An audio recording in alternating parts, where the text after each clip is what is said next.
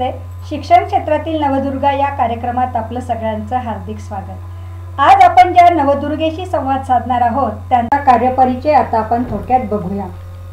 मॅडमने विविध कार्यक्रमात सहभाग नोंदवलेला आहे. त्याचे वेगवेगळे प्रमाणपत्रही आपणास इथे दिसत आहेत. त्यात अखिल भारतीय विद्या परिषद यांच्यातर्फे आयोजित कार्यक्रमात मॅडम सर्वप्रथम आल्या होत्या. त्यानंतर all India college and university woman teachers convention Pune यांच्यातर्फे आयोजित कार्यक्रमात सुद्धा मॅडमचा उल्लेखनीय सहभाग राहिलेला आहे.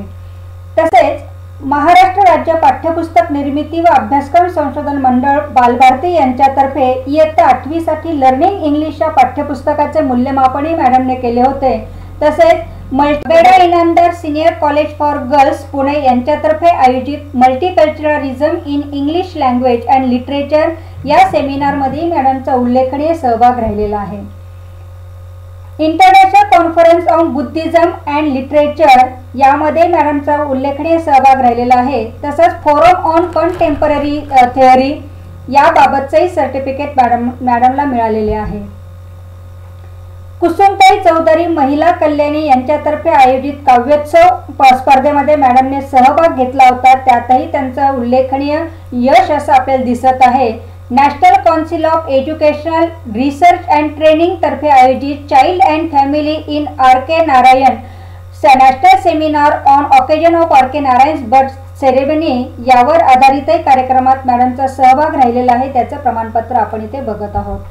मलेशिया इथे आयोजित 3rd इंटरनॅशनल लँग्वेज ट्रेनिंग कॉन्फरन्समध्येही मॅडमचा सहभाग राहिलेला आहे. त्याचे प्रमाणपत्र आपण इथे बघत आहोत. वेनेझुएला इथेही आयोजित try freedom rewriting rights in thought post colonial cultures यावर आधारित मॅडमने पेपर प्रेझेंट केला होता. त्याचंही आपण प्रमाणपत्र इथे बघत आहोत. Post Soviet Russia emerging trend या विषयावर आयोजित कार्यशाळेतही मॅडमचा सहभाग राहिलेला आहे. त्याबद्दलचं प्रमाणपत्र आपण इथे बघत आहोत. College for leadership and human resource development Mangalore Karnataka येथे आयोजित कार्यक्रमात मॅडमला अवॉर्ड मिळाला आहे. तेही आता आपण इथे बघत आहोत. Higher education and research society तर्फे आयोजित कॉन्फरन्समध्ये मॅडमने पेपर प्रेझेंट केला होता.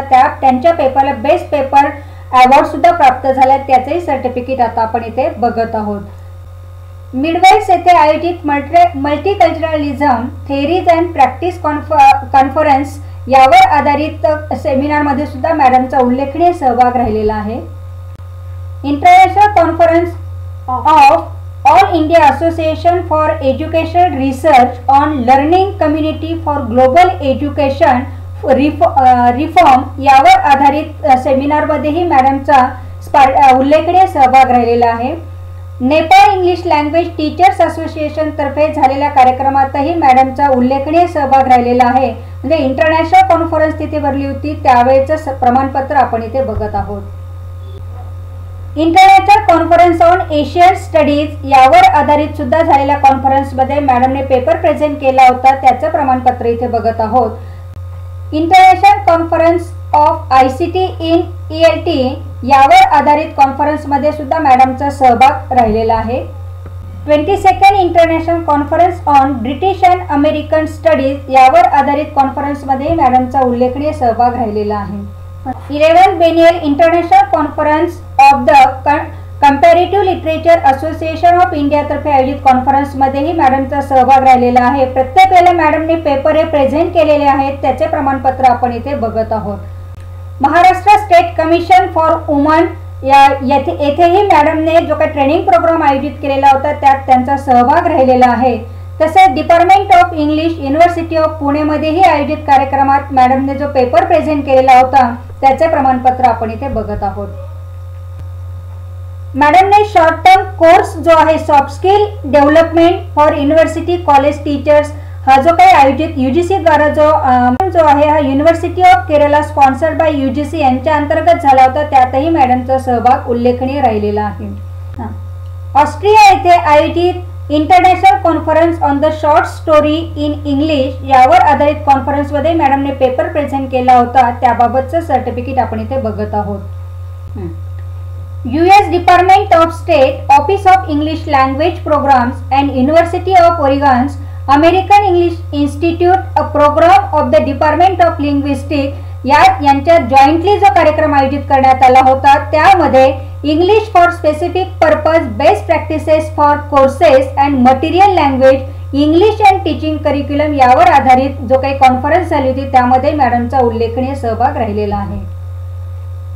सावित्रीबाई फुले पुणे युनिव्हर्सिटी येथील डिपार्टमेंट ऑफ इंग्लिश तर्फे आयोजित कार्यक्रम म्हणजे सेमिनार मध्ये सुद्धा मॅडमचा सहभाग राहिलेला आहे. त्यावेळेला मॅडमने पेपर प्रेझेंट केला होता, त्याचे प्रमाणपत्र आपण इथे बघत आहोत.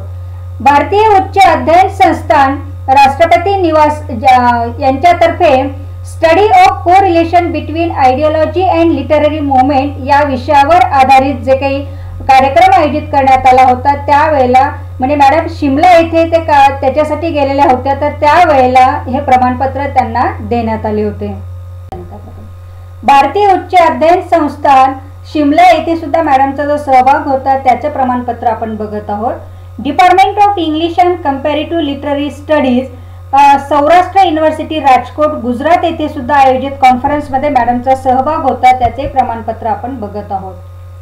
International conference on professional development या विषयावर आधारित जे काही कॉन्फरन्स भरली होती तिथे सुद्धा मॅडमने पेपर प्रेझेंट केला होता, त्याचं प्रमाणपत्र आपण बघत आहोत. कॅप्सिन अंतर्गत कार्यक्रमामध्ये मॅडमचा सहभाग होता, त्याचे प्रमाणपत्र आपण इथे बघत आहोत. नॅक अवेअरनेस प्रोग्राम जो कवयित्री बहिणाबाई चौधरी उत्तर महाराष्ट्र विद्यापीठातर्फे आयोजित करण्यात आला होता त्यावर कार्यशाळेमध्ये सुद्धा मॅडमचा सहभाग होता, त्याचे प्रमाणपत्र बघत आहोत. मॅडमने UGC अंतर्गत मेजर रिसर्च प्रोजेक्ट जो आहे तो पूर्ण केलेला आहे. त्यात globalising Indian spiritualism a study of Indian sant poets यावर आधारित मॅडमचा जो प्रोजेक्ट होता तर तोही मॅडमचा सक्सेसफुली सबमिट केल्याबद्दलचं प्रमाणपत्र आपण इथे बघत आहोत. वेगवेगळ्या कॉन्फरन्समध्ये मॅडमने जेथे काही पेपर प्रेझेंट केले होते त्याचे रिसर्च पेपर्स जे आहेत ते प्रकाशित झालेले आहेत. त्यात international conference on Asian studies, नंतर Pratichi a literary digest of West Indian languages, critical insights, Vishwabharati, ग्रंथ चित्रपट समीक्षा, अनुवाद मीमांसा आणि language teaching and learning meeting the realities of a changing world,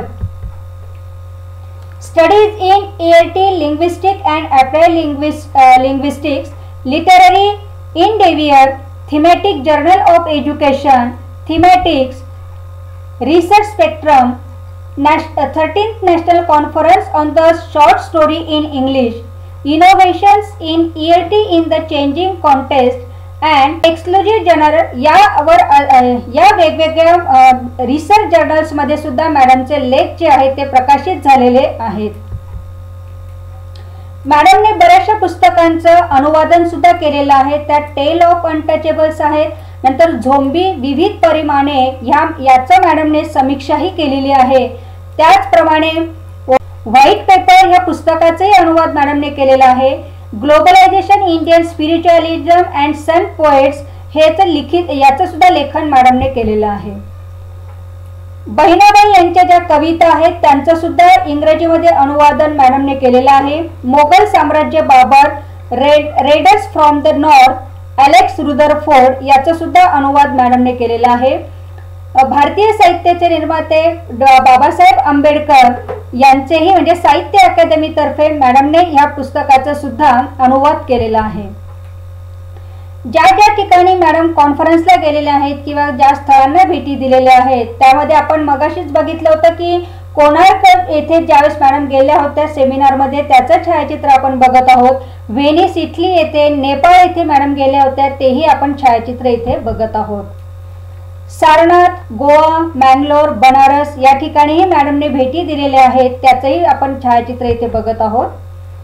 कवयित्री बहिणाबाई चौधरी उत्तर महाराष्ट्र विद्यापीठाचा बहिस्थ शिक्षण विभागाच्या अंतर्गत MA इंग्लिश हा जो प्रोग्राम आहे त्याचं समंत्रण सत्रात मार्गदर्शन करताना मॅडम आपणास दिसत आहेत. लेखक माननीय रंगनाथ पाठारे आणि प्राध्यापक बडवे सर यांच्या सोबत मॅडम आपणास दिसत आहेत. माननीय प्राध्यापक राजा महाजन म्हणजे अतिशय उल्लेखनीय आणि नामवंत असं जे व्यक्तिमत्व आहे ते मॅडमचे वडील होते आणि त्यांनी उत्तर महाराष्ट्र विद्यापीठ म्हणजे आत्ताचा जो काही कवयित्री बहिणाबाई चौधरी उत्तर महाराष्ट्र विद्यापीठ आहे या विद्यापीठाचं गीताचं लेखन त्यांनी केलेलं आहे। असं एक नामवंत व्यक्तिमत्व जे मॅडमचे वडील होते आणि दुसऱ्या छायाचित्रात आपणास त्यांचे मानसपुत्र जे आहेत त्यांच्यासोबत मॅडम आपणास दिसत आहेत। या छायाचित्रात मॅडम आपणास आपले बहीण, मेहुणे, आई, भाचे यांच्यासोबत दिसत आहेत। अशा ह्या मॅडम ज्या आपल्या आई सोबत म्हणजे आई सुद्धा आज जवळपास 86 वय आहे आणि अजूनही इतक्या स्मार्ट दिसत आहेत आणि खरोखर त्यांचे जे काही इन्स्पिरेशन म्हणजे मॅडमला खरोखर जे काही बाळकडून मिळालेलं आहे शिक्षणाचं ते खरं त्यांच्यामुळे मिळालेलं आहे। असं उत्तुंग व्यक्तिमत्व म्हणजे त्यांची आई, त्यांच्यासोबत मॅडम आपणास दिसत आहेत। सदैव कार्यामध्ये स्वतःला मग्न ठेवणाऱ्या आणि स्पष्ट व्यक्त्या, कुठल्याही तत्वाला कधीही न झुकणाऱ्या, अगदी प्रामाणिकपणे प्रत्येक काम कसं पूर्ण होईल आणि प्रत्येकाला मदतीस धावून जाणाऱ्या अशा आपल्या आजच्या ह्या ज्या नवदुर्गा आहेत त्या आहेत प्राध्यापिका डॉक्टर मुक्ता महाजन मॅडम। सध्या त्या कवयित्री बहिणाबाई चौधरी उत्तर महाराष्ट्र विद्यापीठ येथील इंग्रजी विभागाच्या प्रमुख म्हणून कार्यरत आहेत। वेगवेगळ्या समित्यांवर सुद्धा मॅडम कार्यरत आहेत। तर आता लवकरच आपण मॅडमशी संवाद साधूया म्हणजे जेणेकरून त्यांचा प्राध्यापक पदापर्यंतचा जो काही प्रवास आहे तो आपल्याला त्यांच्याकडूनच ऐकून घेता येईल। नमस्ते। शिक्षण क्षेत्रातील नवदुर्गा ह्या कार्यक्रमात मॅडम आपलं हार्दिक स्वागत। आजचा जो आपला कार्यक्रम आहे तो आपला सगळा एकूणच जो काही बालपणापासून तर आता प्राध्यापक पदापर्यंतच्या ज्या काही आपली शिखर जे आपण गाठलेलं आहे तिथेपर्यंत तुमची वाटचाल कशी राहिलेली आहे याबद्दल आज आपण आपल्याकडनं जाणून घेणार आहोत। तर आपण बालपणापासून सुरुवात करूया। माझा जन्म एका शिक्षकाच्या घरात झालेला आहे। शिक्षण क्षेत्रात येण्यामागची माझी जी प्रेरणा आहे ती म्हणजे माझं घराणं। आमच्या संपूर्ण घराण्यामध्ये शिक्षकच आहेत व्यवसायाने सगळेजण आणि माझे वडील प्राध्यापक राजा महाजन ज्यांचं मूळ नाव जगन्नाथ विठ्ठल महाजन असं आहे ते MJ कॉलेजला मराठी शिकवत होते आणि त्यावेळी प्राध्यापकांना मिळणारा जो मानसन्मान होता, जो आदर होता तो पाहता असं वाटायचं की या क्षेत्रात येणंच आपल्यासाठी योग्य आहे, कारण ते जीन्स पण असतं तुमच्यामध्ये, एक शिक्षक होण्याचं जीन्स पण असतं आणि त्यामुळे या शिक्षण क्षेत्रामध्ये मी आलेली आहे। त्याचं मूळ प्रेरणास्थान आमच्या घरात पण आहे, वडिलांकडून आलेलं आहे आणि आईनेसुद्धा शिक्षणासाठी प्रेरित केल्यामुळे आज इथपर्यंत येऊन पोहोचलेली आहे। आमच्या घरामध्ये म्हणजे महाजन फॅमिलीमध्ये मॅक्सिमम शिक्षण घेतलेलं त्या काळातल्या आम्ही 3च बहिणी होतो, कारण आई वडिलांचा आग्रह होता की आपल्या मुलींना त्या आमच्या समाजामध्ये त्या काळी म्हणजे साधारणतः मी तुम्हाला ही गोष्ट सांगते 70-75 सालची 1970-75 की मुली 14व्या 15व्या 17व्या वर्षी करून टाकली आणि त्यांना त्या पलीकडे शिकवायचं नाही। माझ्या आई वडिलांचा आग्रह होता की आपल्या सगळ्या मुलींना आपण पूर्ण शिक्षण द्यायचं आणि त्यांच्या पायावर उभ्या राहतील नाही, आपण त्यांना शिक्षण द्या। आता त्यासाठी त्यांना आमच्या इतर लोकांच्याकडून खूप टोमणे वगैरे ऐकावे, कारण मुलींना नव्हते किंवा त्यांनी नोकरी अपेक्षित नव्हतं, पण आईने आणि वडिलांनी ते लावून धरलं आणि म्हणून आमची तिघी बहिणी आम्ही PG शिकलेलो आहोत आणि मी आमच्या याच्यातली पहिली PhD होती त्या वडिलांच्या प्रेरणेमुळे आणि त्यांनी घेतलेल्या कष्टामुळे इथपर्यंत शिक्षण घेऊ शकलं। आणि सगळ्यात गमतीचा भाग म्हणजे ज्या वेळेला महिला शिक्षण ठरवत असतात त्यावेळेला घरातल्या महिलाच त्यांना आडकाठी करत असतात की घरकाम कर किंवा हे करू नको ते करू नको, पण आमच्या आईने आम्हाला कधी घरकाम आवडलं नाही। उलट ती म्हणायची वाचा, तुम्ही अभ्यास करा, तुम्ही 3 वेळा प्रसंगी म्हणजे बोलणे खाल्लेले आहेत सगळ्यांचे, आमच्या कधी खंड पडू दिला नाही। त्याच्यामुळे आज जर मी पदावर आलेली असेल किंवा आमच्या 3ही बहिणींचं शिक्षण इतकं झालं असेल तर त्याचं सगळं क्रेडिट आईला आणि वडिलांना। वडिलांनी सुद्धा सगळ्यांचा विरोध पत्करून सांगितलं की माझ्या शिकतील आणि आम्ही 3घी झालेलो आहोत। तर एक भाग होता की ज्याच्यामुळे एक मोटिवेशन मिळालं या व्यवस्थेत. बरोबर. साधारणतः आपलं महाविद्यालयीन शिक्षण जे आहे ते कुठे आणि कशा पद्धतीने झालेलं आहे? माझं स्कूल एज्युकेशन जे आहे म्हणजे शालेय शिक्षण जे आहे माझं ते कन्या शाळा आणि मुलींचे विकास विद्यालय जळगावचं या 2 शाळांमध्ये झाले. आणि 11वी पासून 11वी 12वीला एमजेलाच होते मी आणि तिथून BA पर्यंत आणि मग नंतर MA सुद्धा मी MJ कॉलेजला माझं पूर्ण केलेलं आहे. आणि त्या वडिलांचं आणि आईची अशी प्रखर इच्छा होती की घरात कोणीतरी PhD करावं. तर मी लास्ट नंबर असल्यामुळे आणि अडचणी ओलांडत ते माझ्यापर्यंत आलं आणि त्यावेळेला मग मी MA झाल्यानंतर 28 केले झाले मी MJ कॉलेज. त्यावेळेला मग PhD करायचं म्हटलं तर तो खर्च असायचा. सगळ्या कौटुंबिक जबाबदाऱ्या असल्यामुळे सगळ्या मुलींना इतकं ते करणं शक्य पण नाही व्हायचं. आणि त्या काळात म्हणजे वडील शिक्षक असले तर त्या शिक्षण घेणाऱ्या विद्यार्थ्यांना फीज लागायची नाही. शिक्षण सुसह्य पण झालं. सुदैवाने कोणतीच बहीण कोणत्याच वर्गात कधीच नापास झाली. MA झाल्यावरती मग आई वडिलांची इच्छा होती की कोणीतरी आपल्या एखाद्या लेकराने PhD करावं. आणि मॅथ इंग्लिश होतं तर त्यावेळेला मग मी ते दोन्ही बहिणींनी माझ्या BEd पूर्ण केलं होतं. आणि लग्नाच्या आधी शाळांमध्ये शिक्षिका म्हणून काम करत होत्या. मोठ्या बहिणी दिवस आकाशवाणी त्यावेळेला नव्याने सुरू झालं होतं जळगावात, तिथे निवेदक म्हणूनही काम केलं आहे. MJ कॉलेजला माझं 88 साली MA पूर्ण झालं. आणि त्यावेळेला आई वडिलांची प्रबळ इच्छा होती की आपल्या मुलींनी देखील कोणतीतरी एकीने PhD करावं किंवा शक्य झालं तर सगळ्यांनीच करावं. पण त्या BEd मधून तेव्हा नोकरीला लागून गेलेल्या होत्या. लग्नही झालं होतं 25. मग 88 ते 92 या कालखंडात मी देखील आई युनिव्हर्सिटीला PhD पूर्ण केलं. तरी आईला युनिव्हर्सिटीला जाण्याचं मुख्य कारण हेच होतं. त्यांच्या नावाने होती अहिल्याबाई होळकरांच्या नावाने. तो एक प्रेरणेचा भाग त्याच्यामध्ये. पण सगळ्यात महत्वाचं आर्थिक कारण होतं देवी आई युनिव्हर्सिटीला मुलींना शिक्षणासाठी फक्त 20 रुपये महिना भरावा लागायचा. आणि त्या व्हाईस चान्सलर होते प्रोफेसर S.S. चंदेल, त्यांच्याकडे मला मी रजिस्ट्रेशन केलं माझं. आणि 92 साली माझा थेसिस सबमिट केला आणि 94 साली मला PhD डिग्री अवॉर्ड झाली. जर मी चुकत नसेल किंवा जर हा थोडा स्वस्तुतीचा भाग नसेल तर त्यावेळेला खूप कालखंडाने जळगावात PhD होणारी मी पहिली विद्यार्थी. आणि त्याच्यामुळे माझ्या आई वडिलांना त्या गोष्टीचा खूप आनंद झाला होता.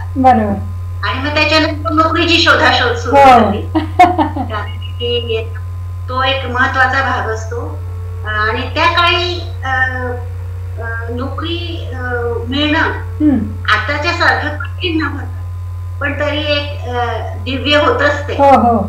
आणि त्या काळी मुलींनी बाहेरगावी नोकरी केलेली पण फारशी चालायची नाही. आता जसं मुलगी अगदी मुक्तपणे दिल्लीची मुलगी कलकत्त्याला जाऊन नोकरी करू शकते, कलकत्त्याची साऊथ मध्ये जाऊन करू शकते. तर आता त्यावेळेला तसं नव्हतं. त्याच्यामुळे शक्यतो गावातल्या गावातच शोध सुरू झाला. तसं मी पुणे विद्यापीठाअंतर्गत येणाऱ्या कॉलेजेसची बरेच इंटरव्ह्यू दिले. पण मग मुद्दा असायचा की ते व्यावहारिक गोष्टी काही असतात जमायचं. मग त्यावेळेला नव्यानेच SNDTचं महिला महाविद्यालय सुरू झालं होतं. SNDT युनिव्हर्सिटी महिला महाविद्यालय सुरू झालं. आणि बाळासाहेब चौधरी जे आहेत शिरोड्याचे ते अध्यक्ष त्या कॉलेजचे. त्यावेळेला नवा स्टाफ भरला. त्यावेळेला त्यांनी अगदी व्यवस्थित सगळं बघून स्टाफ भरला तो. आणि तिथे मला पहिली संधी मिळाली नोकरी करण्याची. आणि मला पण अभिमान वाटतो की महर्षी कर्वेंनी स्त्री शिक्षणासाठी जी पावलं उचलली होती आणि जी कॉलेजेस त्यांनी महिलांसाठी सुरू केले होते त्या कॉलेजेस मध्ये सेवा करण्याची संधी मला मिळाली. त्या महिला महाविद्यालय सुरू करून ते चालू ठेवणं याचं सुद्धा मोठं दिव्य होतं त्यावेळेला. त्या महिला महाविद्यालयात एसईच्या नियमानुसार 7वी उत्तीर्ण किंवा अनुत्तीर्ण महिलांना कोणत्याही वयोगटातल्या अगदी 60 पर्यंतच्या वयोगटातल्या महिलांना एक प्रवेश परीक्षा दिली की डायरेक्ट FYBA ला ऍडमिशन. आणि मग तिथून त्यांचं शिक्षण सुरू ठेवू शकायचे. ज्यावेळेला आम्ही नव्यानेच त्या कॉलेजला जॉईन झालो बरेच जण, त्यावेळेला पहिलं महिला विद्यार्थिनी मिळवणं हे खूप आव्हान होतं. कारण त्यावेळेला त्या कॉलेजला थोडस वयस्कर महिलांची शाळा म्हणून थोडस असं कॉलेज म्हणून थोडस वेगळ्या दृष्टीने पण बघितलं जायचं. पण आम्ही घरोघरी जाऊन महिलांना प्रेरित करत होतो की त्यांनी शिक्षण घ्यावं, जेणेकरून व्यवसाय उद्योग सुरू करू शकतील. आणि मग बऱ्याच महिला तयार झाल्या आणि त्या कॉलेजला यायला झाल्या. पण त्या महिलांना कॉलेजला येत राहण्यासाठी आम्हाला आणखीन बरेच उपक्रम राबवावे लागले. पहिली गोष्ट तर मी जेव्हा तिथे होते त्यावेळेला मी स्किल क्लासेस सुरू केले होते विद्यार्थिनींच्या करता. त्या अंतर्गत मग त्यांना बाटिक पेंटिंग, पर्सेस बनवणं इत्यादी असे अनेक स्किल्स आम्ही शिकवायचो. आणि त्याच्यातून मग त्या मुली बऱ्याच विद्यार्थिनींनी महिलांनी त्यांचे व्यवसाय सुरू केलेले होते. आणि काही महिला तर इतक्या कुशल होत्या की त्या लग्न सराईच्या दिवसांमध्ये सुट्टीच्या कालखंडामध्ये मे महिन्यात वगैरे मोगऱ्याचे गजरे मिळून एका महिन्याला 5,000 रुपये असे ऑर्डर्स घेऊन. तो एक आम्ही छान उपक्रम सुरू केला की जेणेकरून बऱ्याच महिलांनी हाताने बनवलेल्या वस्तू तयार करायच्या आणि त्याची विक्री करायची, ते व्यवसाय तयार. तर तो एक आनंद मनाला होता की केवळ त्यांना फक्त पुस्तकी शिक्षण दिलं नाही तर त्या अनुषंगाने त्यांना त्यांच्या पायावर उभं राहण्यासाठी सुद्धा मदत करता आली. आणि दुसरी बाब होती खरं आपल्याला आता गमतीच्या गोष्टीची, पण त्यावेळेला काही घरांमधून महिलांना शिक्षणाचा विरोध असायचा. त्याच्यामुळे त्या महिला त्यांची छोटे छोटे बाळ घेऊन परीक्षेला यायच्या. आणि त्या बाई परीक्षा देत आहेत तोपर्यंत आम्ही प्राध्यापक त्यांचे बाळ सांभाळायचो. तो सुद्धा एक चांगला भाग वाटायचा. कारण की स्त्रियांना जर पुढे जायचं असेल तर त्यांना पहिल्या स्त्रियांनीच मदत करणं अत्यंत गरजेचं. बऱ्याच ठिकाणी स्त्रियांनाच मागे खेचत असतात असं दिसतं. आणि मग घरातल्या पुरुषांना किंवा इतर नातेवाईकांना ते स्त्री असो पुरुष असो कारण मिळून जात की बघ बाई आम्हाला काही अडचण नाही, पण हेच नाही म्हणतात किंवा हीच नाही म्हणते. तुझी सासू आई म्हणा, नणंद, मावशी, आजी, कोणीतरी घरातली प्रमुख तीच नाही म्हणते, आम्हाला काही प्रॉब्लेम नाही. पण मग त्याच्यावर आम्ही त्या महिलांना ज्या ज्या अडचणी यायच्या त्याच्यासाठी आमच्या परीने आम्ही त्यांना काही ना काही असं उपाय शोधून देत होतो. त्या कॉलेजला मी साधारणतः 99 सालापर्यंत आणि तो एक अत्यंत चांगला अनुभव होता माझा. आपण प्रत्यक्ष महिलांना पायावर उभं करण्यासाठी पुस्तकी शिक्षण तर दिलं, फॉर्मल एज्युकेशन तर दिलं, स्किल्स पण शिकायला मदत केली जेणेकरून ते त्यांचे व्यवसाय सुरू करू शकतो. तोपर्यंत 90 साली इथे उत्तर महाराष्ट्र विद्यापीठाची स्थापना झालेली होती जळगावमध्ये. आणि 99 साली या विभागात तौलनिक भाषा विभाग सुरू झाला. तर त्याचे इंटरव्ह्यूज असल्याचं कळलं, त्याच्या जागा निघाल्याचं कळलं, तिथे अर्ज केला होता आणि तिथे माझं सिलेक्शन झालं. आणि 1999 पासून म्हणजे विभाग सुरू होण्याच्या पहिल्या दिवसापासून मी इथे प्राध्यापक म्हणून कार्यरत आहे. आधी असिस्टंट प्रोफेसर म्हणून झालेली होती जॉईन, त्याच्यानंतर करिअर ऍडव्हान्समेंट स्कीम अंतर्गत असोसिएट प्रोफेसर झाली आणि 2011 सालापासून प्रोफेसर म्हणून, आणि आता 2015 सालापासून school of language studies and research centre या विद्यापीठाच्या प्रशाळेत. आता विद्यापीठाचं नाव कवयित्री बहिणाबाई चौधरी उत्तर महाराष्ट्र विद्यापीठ असं झालंय. या विद्यापीठाच्या भाषा अभ्यास प्रशाळेत इंग्रजी विभागाची विभाग प्रमुख म्हणून मी काम करते आहे. आणि इथे तोच आनंद मिळतो आहे की वडिलांनी ते शिक्षक असताना जे एक सांगितलं होतं की पैशापेक्षा शिक्षण देण्याचा जो आनंद आहे तो अत्यंत मोठा असतो. बरोबर. आणि तो आनंद सुरुवातीपासून मिळवते आहे. बरोबर. आणि भाग्यवान आहे की मला विद्यार्थी सुद्धा इतके चांगले भेटलेले आहेत. विद्यार्थी माया लावणारे, जीव लावणारे, जेणेकरून या व्यवसायावरचा विश्वास अजून माझा कायम आहे. बरोबर आहे मॅडम. खरं तर हा प्रवास जो आहे हा इतका वाखाणण्याजोगा आहे आणि अगदी 75च्या काळाच्या नंतरचं जे काही तुम्ही अनुभव म्हणजे जे सांगता आहात तर खरोखर त्यावेळेला अशी अवस्था होती की मुलींनी बाहेर पडणं हेच खूप मोठं जिकरीचं होतं. आणि त्या काळात आपल्या वडिलांनी, आईने जे काही आपल्याला साथ दिलेली आहे, एकूणच कुटुंबाचा जो तुमचा पाठिंबा होता हा अतिशय मजबूत होता. म्हणून आज इतक्या मजबूत आणि उत्तुंग शिखरापर्यंत आपण पोहोचू शकलात असं म्हणायला हरकत नाहीये. मला एक छोटीशी आठवण आणखी शेअर करायला आवडेल मॅडम. सांगा. की माझ्या आईने इतकं मनापासून पाठिंबा दिला. माझी आई जुन्या काळातली इंग्रजी 7वी पास आहे, इंग्लिश मीडियमची 7वी पास आहे माझी आई. त्याच्यामुळे आपल्या मुलींच्या शिक्षणासाठी तिने खूप त्रास सोसला. बरोबर. घरकामही मी ज्या वेळेला PhD करायची त्यावेळेला मी नॉन ब्रँडेड कॉलेजला असल्यामुळे मला पगार नाही मिळायचा. मग मला ट्युशन्स घेऊन ठीक मदत करावी लागायची. तर कारण 90 साली वडीलही माझे रिटायर होऊन गेलेले होते. त्याच्यामुळे मग थोडस आर्थिक मदतीसाठी म्हणून मला ट्युशन्स द्याव्या लागायचे, कारण तोच एक मार्ग होता. दुसरा काही मार्ग जगात उपलब्ध पण नव्हता. बरोबर. तर मी साधारणतः रात्री 9 म्हणजे सकाळी 6 पासून सकाळी 9 पर्यंत ट्युशन्स द्यायची. मग नंतर कॉलेजला जाऊन शिकवायची. कारण त्यावेळेला पार्ट टाइम किंवा CHB अशीच होती सुरुवातीची, अपॉइंटमेंट फुल टाइमची नव्हती. बरोबर. पार्ट टाइम अशीच असल्यामुळे तिथे काही मनात आर्थिक दृष्ट्या त्या कामाचं काही नव्हतं, पण एक अनुभव म्हणून किंवा आनंद म्हणून ते केलं जात होतं. त्याच्यानंतर परत दुपारी मी 4 वाजेपासून रात्री 9 वाजेपर्यंत ट्युशन्स घ्यायची. घरी आलं, जेवण केलं, सगळं आवरलं वगैरे की रात्री 11 नंतर वगैरे मी PhDच्या अभ्यासाला बसले. साधारणतः 2 किंवा 3 वाजेपर्यंत माझा तो अभ्यास, वाचन, लेखन चालायचं, कारण मग दिवसभरात वेळच नाही मिळायचा. बरोबर आहे. मी जोपर्यंत जागत असेल तोपर्यंत माझी आई माझ्या शेजारी बसलेली असेल. ती झोपायची आणि मी तिला म्हणायची, आई तू झोप ना, तू का बसते? नाही म्हणायची, तुला सोबत होईल. आणि एक खूप यायचं मग त्यामुळे की ती दिवसभर कामं करून आपल्या शेजारी आपल्याकरता जागत बसलेली. बरोबर. आधाराचा आणि मानसिक समाधानाचा भाग असायचा. आणि जर मी या पदावर असेल तर त्याचा सगळ्यात श्रेयाचा मोठा भाग माझ्या आईला जातो. बरोबर आहे. त्याच्याबद्दल प्रश्नच आहे. वडिलांनी खूप केलं, मुलींना शिकवलं. बरोबर. भलेही शिक्षक असल्या कारणामुळे माझ्या वडिलांनी जास्तीचा एक पैसा कधी कमवला नाही. त्याच्यामुळे आतापर्यंत आमच्या नावावरती घरादाराच्या कुठल्या इस्टेट नसते, पण शिक्षणाची मोठी इस्टेट वडील देऊन गेलेले आहेत. आणि ती इस्टेट होण्यासाठी आईने पण तिचं इतकं योगदान दिलेलं आहे की त्यांचे उपकार कधीच फिटणार नाही. त्यांचे उपकार कधीच फिटणार नाही. आणि आज जे आहोत त्याचं सगळं श्रेय आईला आणि वडिलांना. बरोबर.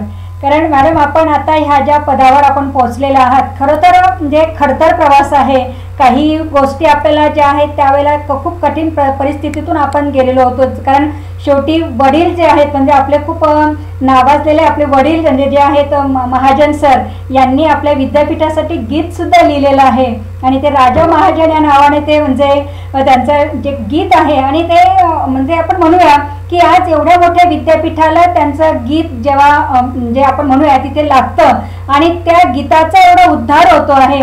आणि अशा पालकांपोटी जेव्हा आपला जन्म झालेला आहे तर खरोखर एका आपलं नाव जेवढं लौकिक आहे ते खरोखर त्याचा एक पाठबळ जे आहे ते आपले वडील आणि आई जे आहेत हे खरं तर खूपच म्हणजे वाखाणण्याजोगं आहे. आणि कारण ज्या वेळेला ते आता आम्ही तर काही आपल्या वडिलांना खरं बघितलेलं नाहीये, पण जेव्हा ते विद्यापीठाचं गीत जेव्हा ऐकतो तर त्यावेळेला एक वेगळंच एक ट्युनिंग असं येतं की अरे सरांनी लिहिताना किती गोष्टींचा विचार केलेला आहे. म्हणजे आपलं माझं विद्यापीठ म्हणून किती त्याच्यात शब्दरचना सुद्धा त्यांनी इतकी सुंदर केलेली आहे.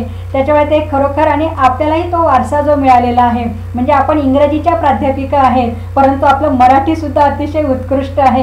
कारण आपण आजही आकाशवाणी केंद्रावर आपण वेगवेगळ्या बाबी ज्या आहेत म्हणून त्याला तर लिखाण तुम्ही करत असतात आणि ते पण एक छान काम आहे. त्याबद्दल जर आम्हाला सांगाल ना. हो मॅडम. हे लिखाणाचं मूळ बीज आमच्या वाचनात आहे. लिखाणाचं जे मूळ बीज आहे ते वाचनात आहे. त्या काळी काही असं टीव्ही वगैरे इतकं प्रचलित नव्हतं किंवा मनोरंजनाची इतर साधनं नव्हती. आणि प्राध्यापक असल्यामुळे ते लायब्ररीतनं पुस्तकच घेऊन यायचे घरी. तेव्हापासून जी वाचायची सवय लागली आणि वडिलांनी ते शिकवलं होतं, वाचाल तर वाचाल. त्याच्या आम्ही अक्षरशः नंबर लावून वाचायचो. समजा एक पुस्तक असेल तर सगळ्या बहिणी पण वाचायचो, आई पण वाचायची, वडील पण वाचायचे. तर नंबर लागलेले असायचे, तुझं पुस्तक झालं की नाही वाचायचं. मग रात्री भले त्याच्याकरता किती का जागरण होईल. तर साधारणतः 12वी पासूनच ही वाचनाची सवय लागलेली. आणि वडिलांच्या मत खूप चांगले चांगले मराठी लेखक, कवी बद्दल वाचलं. तसंच वडिलांच्याकडे येणारे, माझे वडील कवी असल्यामुळे जळगाव जिल्ह्यातले किंवा पुण्याकडचे लोक म्हणा नेहमी आमच्या घरी येत जात असायचे. त्याच्यामुळे चर्चा ऐकायला मिळायच्या, कवितेतले नवीन ऐकायला मिळायचे. याशिवाय माझ्या वडिलांनी स्वतः त्यांच्या काही विद्यार्थी मित्रांच्या मदतीने एक काव्य संग्रह पण असं जे जर्नल टाईप पब्लिश करायला सुरुवात केली होती. पण त्याला ते आर्थिक सपोर्ट पुरेसा न मिळाल्यामुळे ते काही झालं नाही. ते एकनाथ देशमुख नावाचे त्यांचे एक विद्यार्थी होते आणि मधुकर पांढरे म्हणून. तर मी आणि माझे वडील यांचं असं त्रिकूट छान होतं, एक देवच होते ते जणू. आणि खूप संपर्कात असायचे आणि त्यांनी तो केला पण होता एक काव्य संग्रहाचा जर्नल सुरू. कालांतरामध्ये काही चाललं नाही, सपोर्ट नाही, मेंबर्स नाही जास्त. तर तेव्हापासून ही वाचन लेखनाची पण एक सवय लागली. माझे वडील लेखक चांगले होते. त्यात तेव्हाचे जनशक्ती किंवा लोकमतच्या याच्यात लेख पण खूप आहे. आणि तेव्हापासून ही वाचनाची सवय लागली की आज म्हणजे म्हणतात ना की एखादी बिल्डिंग तोपर्यंत टिकते जोपर्यंत तिचं फाउंडेशन, तिचा पाया. आज जर काही आम्ही टिकलेलो असू वाचन लेखनाच्या बाबतीत तर त्याचा पाया तो पाया इतका मोठा. मग साने गुरुजी असू द्या, समाजवादी असू द्या, गदी माडगुळकर असू द्या, कोणीही लेखक असू द्या, कवी असू द्या, सगळ्यांच्या पुस्तकांचं वाचन तेव्हा झालेलं आहे. आणि माझे वडील असल्यामुळे आम्ही त्यावेळी काही टीव्ही आणि रेडिओ जास्त नसायचं, तर आमच्याकडे हा पण नसायचा. त्यावेळेला लाईट फार जायची संध्याकाळी. तर लाईट गेलेले असले की कंदील लावला की अख्खं भाऊ आई वडील आम्ही एकत्र बसायचो. आणि वडिलांच्या कवितांना चाल लावून आम्ही सगळेच्या सगळे ते बसायचो.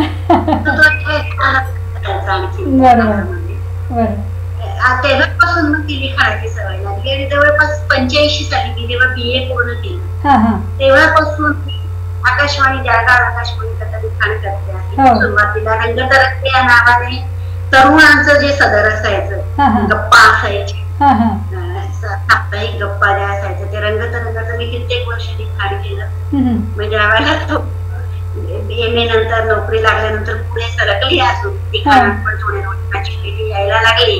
मग तेव्हापासून झुंबरचं लिखाण करते. जळगाव बरेचसे स्क्रिप्ट ट्रान्सलेट पण करून दिलेले आहे. तेव्हापासून त्याचं पण बीज रुजलेलं आहे.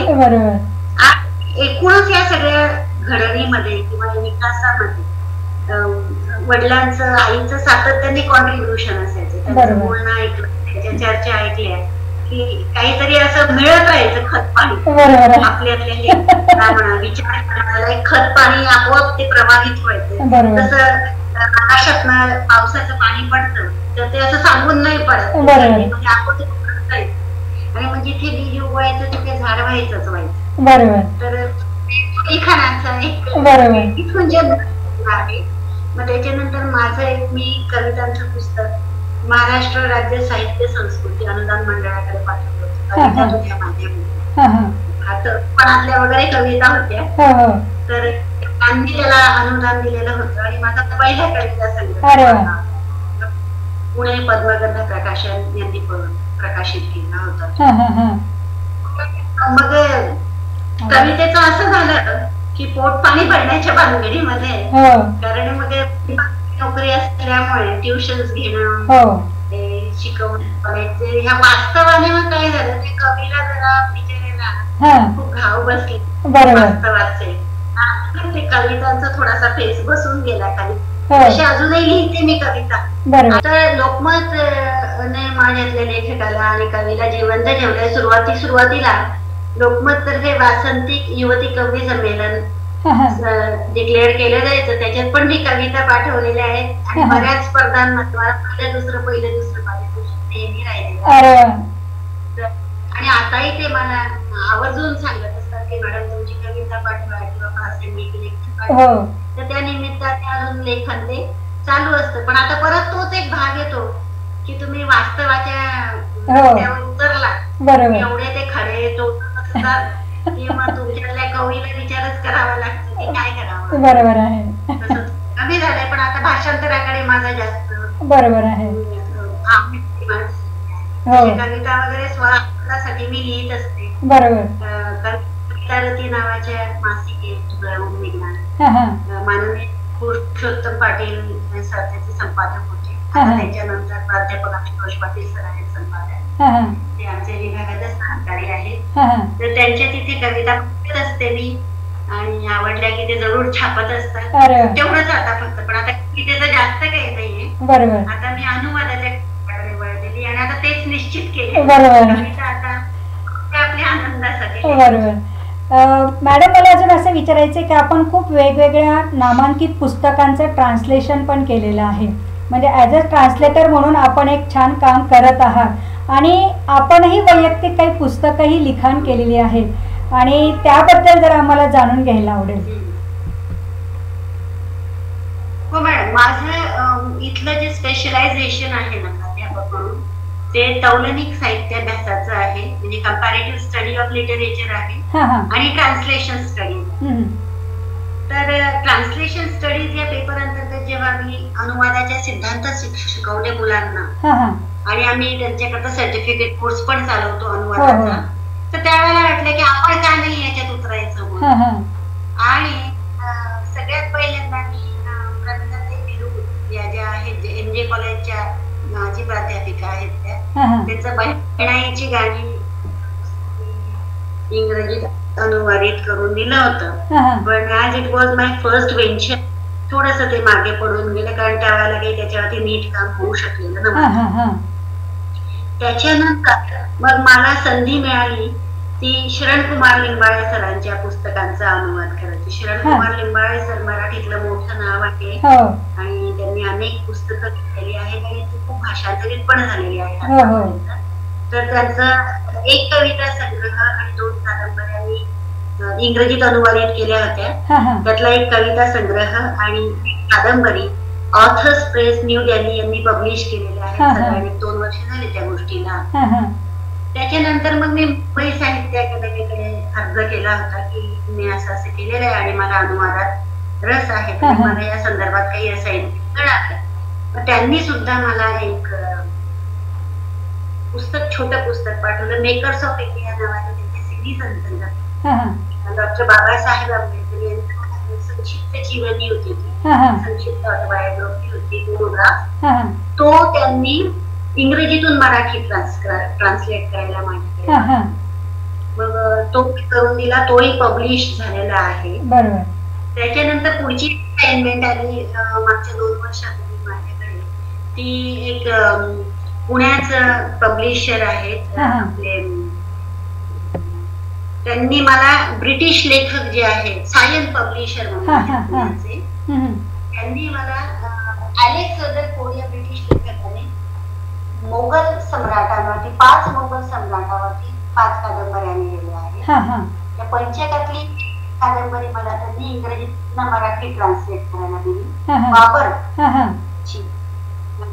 रेडर्स ऑफ नॉर्थ नावाची आहे.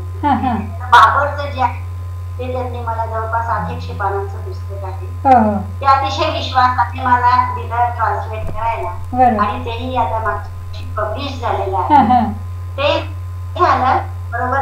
तर मला दिल्ली साहित्य अकादमीने एक असाइनमेंट दिली. माननीय श्री रंगनाथ पाठक हे मराठीतले खूप मोठे लेखक आहेत. म्हणजे ताम्रपट या मराठी कादंबरीचा साहित्य अकादमीचा अवॉर्ड पण मिळालेला आहे. ती साहित्य कादंबरी, ती पण 800 पानांची. अरे वा. तिचं इंग्रजी ट्रान्सलेट करायचं काम मला मिळालं आणि ते यशस्वीरित्या पूर्ण करून मागच्या जून मध्ये वगैरे ते सबमिट केलं त्यांच्याकडे. तर त्यांच्याकडे ते सबमिट झालेलं आहे. त्याच्यानंतर आता सध्या माझ्याकडे आणखीन एक असाइनमेंट आलेली, रिटायर्ड IAS ऑफिसर आहेत अर्णव वसावे म्हणून, त्यांची ऑटोबायोग्राफी आदिवासी माणसाची कथा, त्याचा आता मी परत इंग्रजीमध्ये ट्रान्सलेशन करून देते. असं हा ट्रान्सलेशनचा आता एक म्हणजे मार्ग घेतलेला आहे. आता बघूयात अजून यश मिळतं, पण सुरुवातीपासून तरी छान असाइनमेंट मिळाल्या आणि कॉन्फिडन्स आलेला आहे वापराचा. आणि याच्यासाठी पण वाचन मला खूप उपयोगी ठरलेलं कारण अनुवादासाठी तुम्हाला वेगळ्या वेगळ्या गोष्टी मी पुस्तके जी केली वेगळ्या वेगळ्या पुस्तके, वेगवेगळ्या जॉनरची पुस्तकं, जसं लिंबाळे दलित साहित्य आहे किंवा त्यानंतर आलेला बाबर हे ऐतिहासिक आहे, त्यानंतर पाठारे सरांचं हे ऐतिहासिक राजकीय सामाजिक असं मिक्स जॉनर आहे. त्याच्यानंतर बाबासाहेब आंबेडकरांचं जे जीवनी ट्रान्सलेट केली ती तर त्याच्यात तर खूपच रजिस्टर, म्हणजे बाबासाहेब आंबेडकरांचं बायोग्राफी तर आहेच ती, पण त्यांचे सामाजिक विचार, राजकीय विचार, म्हणजे इकॉनॉमिक्स, त्यांचे अर्थशास्त्राबद्दलचे सगळं त्याच्यामध्ये असल्यामुळे हे सगळे रजिस्टर शब्द परिचय होत गेला आणि आता बऱ्यापैकी कॉन्फिडन्स आलेला आहे. तर त्यावरती आता मार्गक्रमण करायचं ठरवलंय. बरोबर. कारण मध्ये आपल्या काही कथा पण सुद्धा त्या प्रसिद्ध झालेल्या आहेत, म्हणजे ऑथर म्हणजे अदर पब्लिकेशनच्या अंतर्गत आपल्या, म्हणजे आता तुम्ही मला आठवतं आपली एकदा चर्चा झाली होती की तुम्हाला एक प्रसंग, तो आपल्या जळगाव मधला जो आपल्या फुले मार्केट मधला जो प्रसंग, आणि तो तुम्ही तो वर्णन करून त्याची जी कथा ती प्रसिद्ध झाली त्याबद्दल ऐकायला आवडेल. जसं आता ट्रान्सलेशन करायला सुरुवात केली ना, आणि मुळात ते लेखनाचं बीज जीन्स असल्यामुळे असं वाटलं की आपण इंग्रजी कथा पण लिहू शकतो. मग पहिली कथा मी लिहिली द जॉय ऑफ गिव्हिंग नावाची, जी एलिटिव्ह जॉनर या पुस्तकामध्ये कलकत्त्याच्या एका पब्लिशरने पुस्तक ते पब्लिश केले आहे. इंटरनॅशनल लेव्हलच्या कथा लेखकांच्या कथा आहेत. त्याच्यात जॉय ऑफ गिव्हिंग पब्लिश झालेली आहे. त्याच्यानंतर साहित्य अकादमीचं एक जर्नल आहे आणखीन कथांचं, त्याच्यामध्ये आणखीन माझी कुंभमेळा नावाची इंग्लिश मधली कथा प्रसिद्ध झालेली आहे. ते आलेलं आहे अनुषंगाने. आणि या कथा सुचण्यामागचं कारण पण असतं की आपण लेखक म्हणून ज्यावेळेला आजूबाजूच्या वातावरणाचं निरीक्षण करत असतो त्यावेळेला हे कुठेतरी मनावरती किंवा मेंदूवरती ते इम्प्रेशन्स नोंदवले जातात आणि विचार येतो की ही शेअर करणं गरजेचं आहे. कारण आपण जेव्हा शेअरिंग करत असतो, वैचारिक शेअरिंग, त्यावेळेला इतर लोक पण आपोआप त्या पद्धतीने विचार करायला शिकतात. जॉय ऑफ गिव्हिंग अशीच कथा, जसं मी तुम्हाला सांगितलं फुले मार्केटला होती मी, कारण असं मधून मधून कामाच्या याच्यात पट्टी घेऊन जातो. तर माझ्या एका तरुण मैत्रिणीने मला सांगितलं होतं की शॉपिंगला जात जा, शॉपिंग करत म्हणून मग फुले मार्केटला गेली आणि तिथे बघितलं की एक साड्या वगैरे पिण्या वगैरे विकणारा मुलगा असतो, तो चुकून एका मुलीला धक्का लागून गेला. तर तिच्या आईला वाटलं की मुद्दाम धक्का मारला म्हणून तिने कानातच वाजवली त्याच्या. मग लगेच 2 गट जमले, मुलाच्या बाजूचा, त्या बाईंच्या बाजूचा, आणि मग वाद सुरू भांडणं सुरू झाले. पण थोड्या वेळाने मग सगळेच कंटाळले. ते लोक जे होते तिथले हॉकर जे होते बाकीचे सांगायचे की नाही हा मुलगा चांगला आहे, गर्दीत धक्का लागला असेल तर सोडून द्या ती गोष्ट. पण त्या मुलाच्या मनावरती असं झालेला होता, कारण तो पण टीनेजरच होता, तो काही खूप वयस्कर नव्हता. खरंच त्याने ते इंटेन्शनली केलंच नसावं, कारण त्याला वाईट वाटलं होतं त्या गोष्टी. त्याला त्याच्या चेहऱ्यावर स्पष्ट तो अपमान जाणवला. तो परत तिकडनं फिरून आला. मी त्याच्या समोर आली, तो मला म्हटला मावशी घ्या ना काहीतरी, पिन घ्या ना काहीतरी घ्या. मला मी म्हणजे व्यवहाराच्या बाबतीत की माझ्या वडिलांसारखी सगळे म्हणतात की आम्ही फार व्यवहारी लोक, आम्हाला जमत 50 रुपयाची गोष्ट 500 ला घेतो. या मुलाने मला म्हटलं की या पिनांचा जोड तुम्ही घ्या. आता तो काहीतरी त्याने 15-20 रुपये सांगितले असे. मी म्हटलं चल 10 रुपये देतो, म्हटलं 15 रुपये मी देऊन टाकले. आणि मला खात्री झाली की पिना घरी दाखवल्यावरती उद्धार होईल 10 रुपयाची वस्तू 15 रुपयाला आणते, तुझं काही खरं नाहीये. मग पण मग ते पैसे दिले चेहऱ्यावर जो मला आनंद दिसला तो वेगळा होता. कारण त्या एक 15 मिनिटाच्या अंतराने त्याला 2 वेगळे अनुभव मिळाले. एक अनुभवाचा होता बरोबर, आणि दुसरा अनुभव होता त्याने हवं त्या किमतीला पेनची सेट मला विकलेला होता. आणि त्याला वाटलं की अरे वा, आपण 15 रुपये सांगितले आणि आपल्याला 15 रुपये मिळाले. तो एक आनंद त्याला होता. बरोबर. आणि मला वाटलं की तुम्हाला आयुष्यामध्ये एक वाईट अनुभव मिळाल्यानंतर एक चांगला अनुभव मिळणं नितांत गरजेचं, जेणेकरून त्या वाईट अनुभवाची तुम्ही करू शकता. बरोबर. म्हणजे चांगले वाईट अनुभव कोणी जाणून देत नाही. बरोबर. म्हणून मग तुम्ही वाईट अनुभव नाही द्यायचा कोणाला, पण चांगला अनुभव तुम्ही जाणून बुजून देऊ शकता. बरोबर. कारण त्याचा तुम्हालाही मिळतो आणि समोरच्या व्यक्तीलाही मिळतो. बरोबर. आणि म्हणून मग ती कथा जन्माला जॉय होती. बरोबर. तशीच कुंभमेळ्याची जी दुसरी कथा आहे, या कथेमध्ये एक IT मध्ये काम करणारा मुलगा आहे, सॉफ्टवेअर मध्ये काम करणारा मुलगा आहे. त्याच्या आधी त्याच्या मागे लागली तुम्हाला कुंभमेळ्याला घेऊन चालू. म्हणजे काय तुम्ही टाइमपास रिच्युअल्सला या स्नानाला, त्याला काय अर्थ आहे, किती गर्दी असते, इन्फेक्शन असं तसं. आजी त्याला इमोशनल ब्लॅकमेल करतात थोडं, की बघ मग मी पुढच्या नाही राहिली तर मग माझं अधुरं राहून जाईल, अपूर्ण राहून जाईल. मग तो म्हणतो चल बाई, म्हणून होती. आणि मग त्या आजीचं स्नान वगैरे झाल्यावर पोचतो करतो आणि तिला म्हणतो मी जरा फेरा मारून येतो. तो जातो तर त्या कुंभमेळ्याच्या ठिकाणी वेगळे वेगळे योगी दिसतात. कोणी आगीवर बसलेलं, कोणी काट्यावर उभं असलेलं, कोणी शीर्षासनात वगैरे. एका झाडाखाली त्याला एक बसलेला दिसतो. तो एकटाच असतो, तिथे काही गर्दी नसते. इतर योग्यांच्या भोवती वगैरे गर्दी असते, कारण लोक साहजिकपणे भविष्य विचारायला, आपल्या अडचणींवर दुःखासाठी मार्ग विचारायला जमतात त्यांच्या भोवती. पण हा योगी बसलेला. मग हा तिथे जातो, बघतो तो योगी डोळे मिटून बसलेला आहे. आणि तो परत फिरतो. तो योगी त्या मुलाला म्हणतो की तुला काय दुःख आहे, काय अडचण आहे, मला सांग तू, मी तुला मदत करतो. तर तो म्हणतो की नाही, मला दुःख बिख काय नाही, मला एक कळत नाही की जगामध्ये कामं करण्यासाठी एवढे कामं उपलब्ध असताना तुम्ही लोक तासन तास रिकामे बसतात. आणि तुमच्या आजूबाजूला पण तुम्ही लोक गोळा करून बसतात, तेही कामं करत नाही, तुम्ही अंधश्रद्धा वाढवत नाही का सांगा. तर ते म्हणतो की नाही, आम्ही काही ते व्यावसायिक योगी नाही आहेत, आम्ही हठयोगी. म्हणजे हठयोगी म्हणजे काय?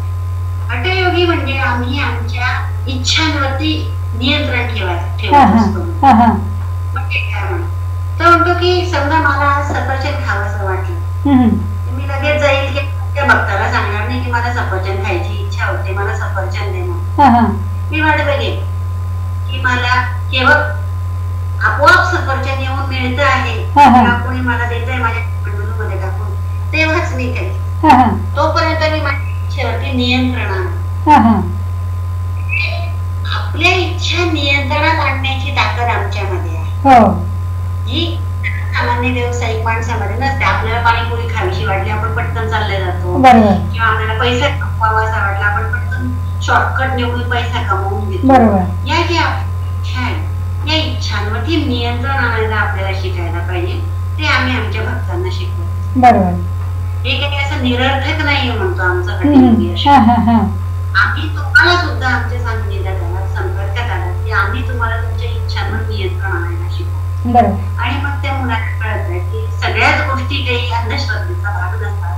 तर या जुन्या चालीरीतींमधनं किंवा आपल्या परंपरांमधनं आपल्याला चांगलं काहीतरी शिकतात. बरोबर. आणि आज मला रेलेव्हंट याच्यासाठी वाटले, कारण जो तो आपल्या इच्छेच्या मागे इतका वेडा झाला आहे की ते पूर्ण काय चांगलं काय काहीच बघायच्या भानगडीत पडत नाही. इच्छांच्या आसक्ती माणसाला जनावर बनवून ठेवते. ही कथा सुचलेली होती. आता स्मार्ट चिप नावाची एक कथा लिहून राहिलेली आहे. स्मार्ट चिप मधला जो तरुण आहे त्याला लग्नच नाही करायचं, तुम्हाला कुटुंब नको, नो नेटवर्क ऑफ रिलेशनशिप म्हणतो, आणि नात्यांनी दुःखात काहीच मिळत नाही म्हणतो. त्याची आई त्याला म्हणते की तुला नाते नको तर तुझं करेल कोण? तो म्हणतो मी एक रोबोट ठेवेल घरात, त्याच्यात एक स्मार्ट टाकेल आणि तो रोबोट सगळं करेल. आणि मग त्याच्याही म्हणते पण बेटा तू जेव्हा आजारी पडशील त्यावेळेला हा रोबोट पाणी आणून देईल, औषध आणून देईल, चहा आणून देईल, पण तुझ्या कपाळावर मायेने हात थोडी फिरवणार आणि त्याने आईच्या किंवा पत्नीच्या, मुलीच्या, बहिणीच्या हाताची जी ऊब लागते, जिच्यामुळे तू पटकन होतो, ती ऊब या रोबोच्या नसणार. तर नात्यांचं महत्व अधोरेखित करणारी ही कथा अजून चालून राहिलेली आहे त्याचं लिखाण. खरं तर मॅडम म्हणजे आपल्या ह्या कथांमधून एक वास्तविक जीवनाचं दर्शन जे आहे ते आपण खरोखर देत आहात. म्हणजे एक टीचिंग करणं हा भाग, त्याच्याही पलीकडे जे आपण जाऊन जे काम करत आहात ते खरंच अगदी इतरांनाही प्रेरणादायी ठरणार आहे. कारण बऱ्याच वेळेला काय होत असतं की आपण फक्त अध्यापनच करत असतो किंवा जो कंटेंट दिलेला असतो तो डिलिव्हर करतो, पण तुम्ही तो कंटेंट शिकवत असताना अजून पलीकडे म्हणजे दृष्टी जी आहे तुमची त्याच्यात तुम्ही डोकावून आणि अजून कसं चांगल्या पद्धतीने देता येईल याचं एक छानपैकी म्हणजे तुम्ही रसायन जे आहे ते तयार करता आहात तुमच्या लेखनाच्या माध्यमातून, तुमच्या कथांच्या माध्यमातून. खरोखर एक चांगलं काम आपल्या हातून होतं आहे. मला आता आपल्याला असं विचारायचं आहे की आपण वेगवेगळ्या कॉन्फरन्सेस पण अटेंड केलेले आहेत, आपले रिसर्च पेपर पण खूप चांगल्या चांगल्या ठिकाणी प्रसिद्ध झालेले आहेत आणि आपण आउट ऑफ इंडिया सुद्धा जाऊन ते प्रसिद्ध केलेले आहेत आणि तिथे आपण पेपर प्रेझेंटेशन सुद्धा केलेलं आहे. तर त्याबद्दल आम्हाला जाणून घ्यायला आवडेल. नक्कीच मलाही सांगायला आवडेल, कारण माझ्याकरता तो एक छान आणि वेगळा असा अनुभव होता. मुळात मला एकटीला प्रवासाची खूप भीती वाटते, त्याच्यामुळे मी एकटीने प्रवास कधी करतच नाही. सहसा कोणी ना कोणी सोबत असतं किंवा कारनेच प्रवास होतो. आणि कुठल्याही व्यक्तीला वाटतं त्याप्रमाणे मला सुद्धा परदेशात जाण्याची खूप इच्छा. मला विमानात बसायला खूप आवडतं, मनापासून आवडतं. आणि अगदी विचार करत की आता मला पुढच्या वेळेला विमानात केव्हा बसायला. 2008 सालापासून ही परदेशाची यात्रा पण सुरू झाली. 2008 साली म्हणजे त्यावेळेला विद्यापीठातच होती आणि हळूहळू लिहायला पण सुरुवात केली होती.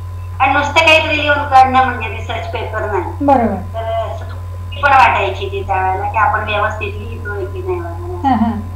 2000 साली इटलीच्या व्हेनिसच्या युनिव्हर्सिटी ऑफ व्हेनिस तर्फे एक कॉन्फरन्स डिक्लेअर झाली होती आणि माझ्या एक मैत्रीण आहे, सिनियर मैत्रीण आहे,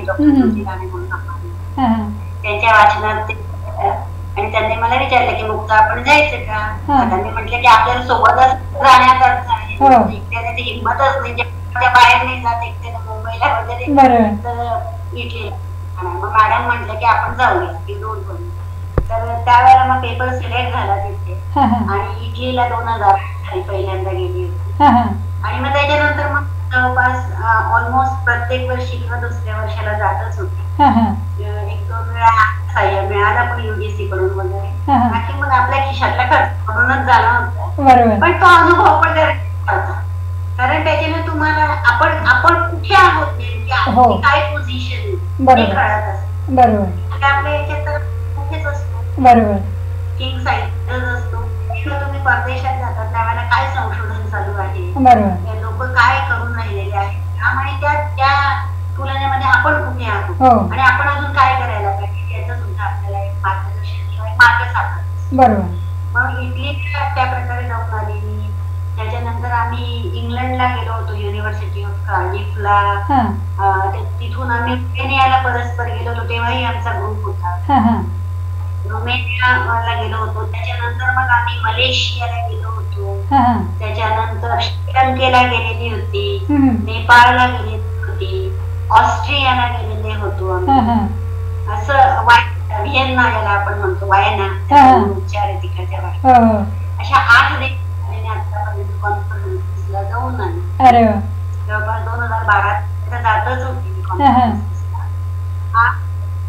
थोडे बरे वाईट अनुभव असे आले, वाईट अनुभव नाही पण आपल्याला जाणवते की आपल्या देशात ज्या वेळेला फॉरेनर्स येतात त्यावेळेला आपण त्याचं किती कौतुक करत असतो, राहणं सगळं किती आपण कौतुक करतो. पण तिकडे गेल्यानंतर तिथे तुम्हाला अगदी प्रयस्तपणे वागवत तुम्ही जेवणाचे पण पैसे आपल्याकडे 200 किंवा 500 रुपये भरले की लोक सकाळी नाश्ता पण करतात, चहा पितात, दुपारी जेवण करतात, दुपारी चहा पितात, रात्रीचं जेवण करतात, निवास पण करतात. पण परदेशात गेल्या प्रत्येक गोष्टीसाठी वेगळा पैसा मिळणार. पण परदेशात गेल्यावर आपल्या देशाची आणि आपल्या लोकांची जास्त किंमत कळायची. आणि प्रत्येक वेळेला ज्या वेळेला मी मुंबई एअरपोर्ट वरती उतरली की आय लव्ह माय इंडिया असं जोरात ओरडायची. पण आपल्या देशात हिंमत असतं ते आपल्याला तेव्हा, पण तिथून खूप चांगल्या गोष्टी पण शिकायला. बरोबर आहे. की कसं तुम्ही तुमची अशी कॉन्सन्ट्रेट करायला हवा अभ्यासाच्या, किती पद्धतीने तुमच्या एरियाकडे तुम्हाला बघता येतो, युनिव्हर्सल डायमेन्शन मिळायला तुमच्या विषयाला. बरोबर. त्या चर्चा खूप चांगले लोक पण मिळाले. अमेरिकेला मी कॉन्फरन्सला गेली होती, तर अमेरिकेच्या त्या सॅन हाऊजे, सॅन जोस असं त्याचं स्पेलिंग आहे, पण सॅन हाऊजे असा उच्चार आहे. सॅन हाऊजे स्टेट युनिव्हर्सिटीला कॉन्फरन्स होती तिथे. तर त्या युनिव्हर्सिटीमध्ये त्या जॉर्ज स्टेनबर्ग म्हणून एक लेखक आहे, अमेरिकन लेखक, त्याच्या नावाने सेंटर उभं केलंय, त्यांची कॉन्फरन्स होती. परदेशातल्या कॉन्फरन्सेसचे रजिस्ट्रेशन खूप हेवी असतात. आपण रिक्वेस्ट करताना वेळ करा असं, कारण ते खूप ते डॉलर्स मध्ये किंवा युरो मध्ये घेतात आणि आपण रुपीज मध्ये मोजतो, तर ते खूप महाग असतात. $250 इथे काहीतरी होतं त्यावेळेला. आणि ज्या वेळेला आम्ही तिथे गेलो, नागपूरचे 2 सर होते, मी होते, आम्ही ज्या वेळेला तिथे गेलो आणि ते निकोलस टेलर म्हणून त्यांनी कोऑर्डिनेटर त्यांना सांगितलं की आम्ही आमच्या खिशातला खर्च करून आलेलो आहोत, की आम्ही वेळेवर रजिस्ट्रेशन कॅल्क्युलेशन मध्ये येस आम्ही आश्चर्याने थक्कच झालो की आपल्याकडे काही कार्यक्रम असतील तर आपल्याला किती परमिशन्स काढाव्या लागतात. आणि त्या माणसाने $500 आम्हाला वेव करून टाकले, 3 जणांचे $750 वेव करून टाकले. Not only that but man was so impressed की आम्ही खिशातले पैसे खर्च करून इतक्या लांब आलो. तरी नेक्स्ट डे त्यांनी आमच्याकरता इंडियन फूडची सोय केलेली होती. भात, बटाटे भाजी, टाकू म्हणून पोळीमध्ये मैद्याच्या पोळीत रॅप करून खातात ना. आपण आता ते होतं तिथे आम्ही आपल्या पद्धतीने पोळी भाजी सारखं हाताने खायचं, त्याने सुद्धा ते काट्या चमक्याने खाणं सोडलं. आमची शेजारी होत बसला. आज त्या काळात निकशी मैत्री आहे माझी. दर वर्षी आम्ही एकमेकांच्या कम्युनिकेशन मध्ये असतो, विश करतो. तो लिहून पाठवले होते की तुमच्याकडच्या आंब्याचं मला खूप आवड आहे, असं चांगली मैत्री मिळाली त्यांनी. रेगिना दास्टन नावाच्या एक रुमेनियाच्या प्राध्यापिका आहे, त्यांच्याशी चांगली मैत्री झाली, कम्युनिकेशन म्हणून. बरोबर. मला आणखीन एक अनुभव शेअर करायला आवडेल.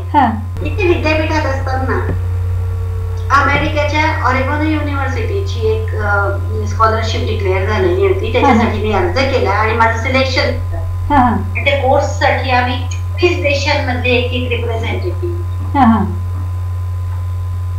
तो कोर्स पण मी सक्सेसफुली पूर्ण केला आउटस्टँडिंग कॅटेगरीत. त्यांनी त्याचं सर्टिफिकेट पण पाठवलं आणि त्याच्या युनिव्हर्सिटीची पिन पण पाठवली. जसं आपण बाहेर लावतो ना, तशी त्यांनी त्यांच्या युनिव्हर्सिटीची पिन पण पाठवलेली. तो सुद्धा माझ्याकरता अनुभव अत्यंत चांगला होता. पण आमचं कोर्सचं काम करण्या व्यतिरिक्त आम्हाला त्यांनी एक चॅटबॉक्स दिला होता आणि त्या चॅटबॉक्स मध्ये आम्ही सगळेजण आमचे अनुभव शेअर करायचो, एखाद्या गोष्टीवरती चर्चा करते, लिहून चर्चा करायचो. तर त्याच्यामध्ये मला थायलंड सॅम नावाचा भाऊ भेटला. माझा जन्म राखी पौर्णिमेचा, भाऊ खूप आहेत मला तसं असे भेटलेले भाऊ. आजपर्यंत पण सॅम माझ्याशी संपर्कात असतो आणि सॅमला लग्न झालं, त्याने फोटो पाठवले. पहिली मुलगी झाली फोटो पाठवले, दुसरी मुलगी झाली फोटो पाठवले. सॅमचं आणि माझी चर्चा विशेष करून इंडियन गाण्यांवरती जास्त व्हायची, कारण की एखादा आम्हाला सॉर्ट आउट करता आलं नाही, एखादं रुब्रिक काही आम्हाला सॉर्ट आउट करता आलं नाही, आम्ही एकमेकांना विचारायचो कसं करायचंय रुब्रिक. तर मग त्याच्यामध्ये विशेष करून सॅम आणि माझी खूप छान जोडी जमून गेलेली होती एकमेकांना. आणि मग इकडून लिहून पाठवायचे, साथी हात बढ़ाना, तो तिकडनं लिहून पाठवायचा, एक अकेला थक जाएगा मिलकर बोझ उठाना वगैरे. अजूनपर्यंत आमची ती मैत्री कायम आहे. या अनुषंगाने मला खूप छान मैत्री. बरोबर. माझ्या करिअरच्या वाटचालीतला आणखीन एक महत्त्वाचा टप्पा मला तुम्हाला सांगायला आवडेल, तो म्हणजे शिमल्याच्या Indian institute of advance studies या राष्ट्रीय आंतरराष्ट्रीय पातळीवरच्या संस्थेमध्ये असोसिएट म्हणून माझी निवड झालेली होती. आणि या स्कीमनुसार 3 वर्षामध्ये एक महिना शिमल्याला राष्ट्रपती निवासामध्ये आम्हाला संशोधनाच्या करता संधी मिळणार होती. आणि तेव्हा मी माझ्या पहिल्या टेन्युअरला गेली होती, पहिलं सेशन जे होतं तिथे मी गेलेली होती. आणि तो एक अविस्मरणीय अनुभव आहे की तिथे आम्हाला राष्ट्रपती निवासामध्ये तिथली प्रचंड मोठी लायब्ररी वापरण्याचा, कम्प्युटर्स वापरण्याचा एक चांगला अनुभव मिळाला. आणि तिथे मी माझं जे ट्रान्सलेशन होतं बाबासाहेब आंबेडकरांचं पहिलं ट्रान्सलेशन साहित्य अकादमी मुंबईकडून मिळालेलं तेही पूर्ण केलं होतं. आणि त्याचबरोबर मी सामाजिक चळवळी आणि साहित्य निर्मिती याच्यातला सहसंबंध तपासण्याचं जे संशोधन करत होती तेही तिथे पूर्ण झालं. तसा पेपरही मी तिथे सादर केला होता आणि कालांतराने आता तो मी पुस्तकाच्या स्वरूपात आणण्याचा प्रयत्न करते आहे तो प्रोजेक्ट. पण तिथे या 1 महिन्याच्या निवासाच्या निमित्ताने आंतरराष्ट्रीय पातळीवरच्या संशोधकांची भेट झाली, चर्चा झाल्या, माहिती कळाली. इवन फुलब्राईट फेलोशिप घेणारे जे अमेरिकन स्कॉलर्स आहेत जे इंडियात येऊन स्टडी करता आहेत त्यांच्याशी सुद्धा संवाद करण्याची संधी शिमल्याला मिळालेली होती. आणि तो एक अविस्मरणीय अनुभव होता एवढ्या मोठ्या पातळीवरती संशोधन करण्याचा आणि संशोधकांशी संवाद साधण्याचा. कारण हा जो काही आपला पाठीशी जो काही अनुभव आलेला आहे खरं तर आपल्या मुक्त स्वभावामुळेच खरं आपण सगळ्यांशी म्हणजे आम्हालाही तुमचा चांगला अनुभव आहे की आपला बहिस्थ शिक्षण आणि अध्ययन विभाग पूर्वीचा हा दूर शिक्षण विभाग याच्या म्हणजे या विभागाच्या अगदी पायाभरणीपासून आम्ही आपला म्हणजे तुम्ही जे आहेत आणि आपण असे सगळे एकत्र जेव्हा काम करतो आहोत तर तो एक आनंद खूप वेगळा आहे की मी अशा व्यक्तिमत्वासोबत जुडलेली आहे की ज्याच्यामुळे बोलल्यानंतर मलाही वेगळं मानसिक समाधानच मिळाले, नवीन नॉलेजसुद्धा मला मिळालेलं आहे. कारण या विभागासाठी तुमचं खूप मोठं योगदानसुद्धा राहिलेलं आहे. स्टडी मटेरियल डेव्हलपमेंट असेल, काउन्सिलिंग असेल, म्हणजे एकूणच तुमचं सहकार्याने मला असं कधी वाटलं नाही की वरिष्ठ प्राध्यापिका आहेत, अगदी मैत्रिणीसारखं लहान बहिणीसारखं तुम्ही आम्हाला नेहमी सोबत घेऊन जातात. कुठे काही चुकलं तर इथे स्पष्ट सांगतात सुद्धा की मॅडम इथे असं आहे तसं आहे. म्हणजे हा एक काही जो काही आपल्या स्वभावाचा गुणधर्म जो आहे त्याच्यामुळे आम्ही पण आपल्यासोबत खूप काही गोष्टी शिकत असतो. आणि आता मी जेव्हा हे अनुभव तुमचे ऐकते आहे तर ह्या काही गोष्टी मला सुद्धा माहिती नव्हत्या, पण किमान आजच्या आपल्या ह्या संवादातून का होईना समाजापर्यंत या गोष्टी जातील आणि एकूणच आपण आपलं अस्तित्व सिद्ध करण्याच्या दृष्टिकोनातून काय काय करता येईल याचं एक उत्तम उदाहरण म्हणजे आपण आहात असं मला सांगायला खूप आवडेल. कारण खूप काही गोष्टी आता मी तुमच्याकडनं घेते आहे. मला एक अजून असा प्रश्न विचारायचा आहे आपल्याला की आपण वेगवेगळ्या विद्यापीठांच्या प्राधिकरणावर सुद्धा काम करत आहात. आपल्या विद्यापीठात तर आहातच पण वेगवेगळ्या ठिकाणी सुद्धा काम करत आहात, तर त्याचा तुमचा अनुभव कसा आहे? हो, आता मी 2015 मध्ये ज्या वेळेला या विभागाची विभाग प्रमुख झाली आणि सध्या तरी विभाग मी एकटीच परमनंट प्राध्यापक असल्यामुळे म्हणा बाय डिफॉल्ट मग मी POS वरती पण गेली आणि ते चेअरमन म्हणून बिनविरोध पण निवडून दिलं. माझ्या सगळ्या इंग्रजी प्राध्यापकांचा तो अगदी मनापासूनचा चांगुलपणा आहे की त्यांनी महिलेचं नेतृत्व स्वीकारलं आणि त्यांचा पण मला खूप सपोर्ट असतो. त्याचबरोबर मी नागपूर विद्यापीठाच्या BOS वरती पण आहे, गडचिरोली गोंडवाना विद्यापीठ आहे त्याच्या BOS वरती पण आहे, मुंबई विद्यापीठाच्या RRC वरती मी आहे, MS युनिव्हर्सिटी बरोदा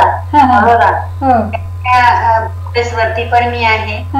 त्या अनुषंगाने त्या त्या विद्यापीठांमध्ये काय कामं चाललेली आहेत, बरोबर त्यांच्याकडचे अभ्यासक्रम कसे आहेत आणि ते कोणते कोणते उपक्रम राबवतात ह्या चर्चा होते आणि ते आपल्याकडे मग ते आणता येतं किंवा आपल्याकडचं त्यांना शेअर करता येतं आणि ते सुद्धा छान टीम जमून गेलेली आहे जेणेकरून त्यांच्याकडून सगळे मदत पण मिळत असते, अनुभव मिळत असतात, नवीन उपक्रमांबद्दल कळत असतात.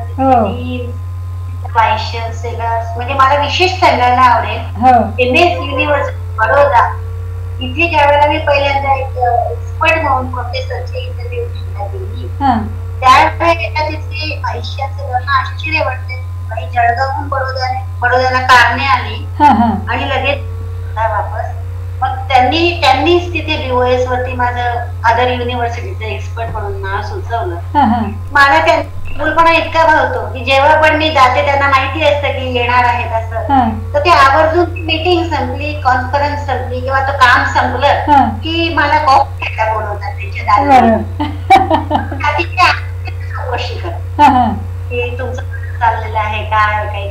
म्हणजे कुलगुरू पदावरचा एवढा मोठा माणूस आठवणीने आपल्याला कॉफी शेअर करायला बोलवतात बरोबर, आपली माहिती जाणून की खूप मनाला उभारी देणारी, मानसिक समाधान देणारी, बरोबर, आणि आपल्याला पण बरं वाटतं की एवढे मोठे लोक आपल्याकरता ही काळजी दाखवत आहेत. बरोबर, तर हे सुद्धा मग आपल्याला पुढे आयुष्यात कामाला येतात हा. की आपण मोठ्या पदावर असलो म्हणजे आपल्यापेक्षा छोटे काही कामाचे आहेत असं नाही, बरोबर. ते सुद्धा आज ना उद्या मोठे होणारे लोक, बरोबर, त्याच्यामुळे त्यांना मनानेच वागवायला, बरोबर आहे, ते मला शिकलं पाहिजे.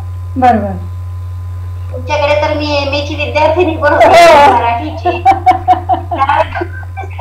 सहकार्य केले, सहकार्य आणि आदर हो, या आदराच्या गोष्टी असतात ना. बरोबर, बरोबर, आपण एकमेकांना सहकार्य करतो, एक बाजूने गोष्टी होत नाही. बरोबर आहे. One-sided नसतं कोणी. आदराचा पण तोच भाग असतो बरोबर, की गिव्ह अँड टेकचा भाग असतो. बरोबर आहे, आदर तुम्ही द्यायला, आज तर मोठा माणूस छोटा आहे म्हणून काय झालं, उद्या तो मोठा होणारच असतो. बरोबर, कधी कधी तर असं जाणवतं की खूप छोटे असलेले लोक पण मनाने इतके मोठे असतात हो, हो, की त्यांच्याकडून आपण शिकावं ते. बरोबर आहे, हा एक असतो, तर खूप छान वाटतं ते. आणि मला वाटतं जितके मी आता हे फिरते, प्रवासाने माणसाला विचारांची समृद्धी येते असं म्हणतात. बरोबर, तर ते मला जाणवलं पाहिजे. आणि त्याचं सगळं श्रेय परत शिक्षणाकडे जातं, शिक्षणाचं सगळं श्रेय आई वडिलांकडे जातं. त्याच्याशिवाय समृद्धी आलीच नाही. बरोबर आहे. मॅडम, खरं तर आपला हा एकूणच शालेय शिक्षणापासून तर आतापर्यंतचा जो काही प्रवास आपण ऐकतो आहोत आणि आपल्या प्राध्यापकांना म्हणूया किंवा विद्यार्थ्यांना म्हणूया आणि एकूणच समाजाला हा एक चांगला संदेशही जातो आहे की तुम्हाला एखादं काम करायचं जर असेल तर आतली जी तळमळ असते किंवा आपली जिद्द जी असते, भलेही परिस्थिती त्या कशी असो, पण परिस्थितीचं कारण न सांगता आपण पुढे कसं जायचं आहे हाच एक खरं तर मार्ग जो आहे तो आपल्या चर्चेतून आता किंवा आपल्या संवादातून खरं तर पुढे येतो आहे. मला जाता आता एक असा प्रश्न विचारायचा आहे की एकूणच आजची जी काही परिस्थिती आहे, मग ती अध्यापनाबाबत असेल किंवा विद्यार्थ्यांच्या अनुभवाबाबत असेल किंवा शिक्षकांच्या बाजूने असेल, तर आपण ह्या धकाधकीच्या जीवनामध्ये किंवा तंत्रज्ञानाच्या युगात वावरत असताना शिक्षकांनी आणि विद्यार्थ्यांनी कशा पद्धतीने पुढे येणं किंवा अपग्रेड राहणं गरजेचं आहे असं आपल्याला वाटतं?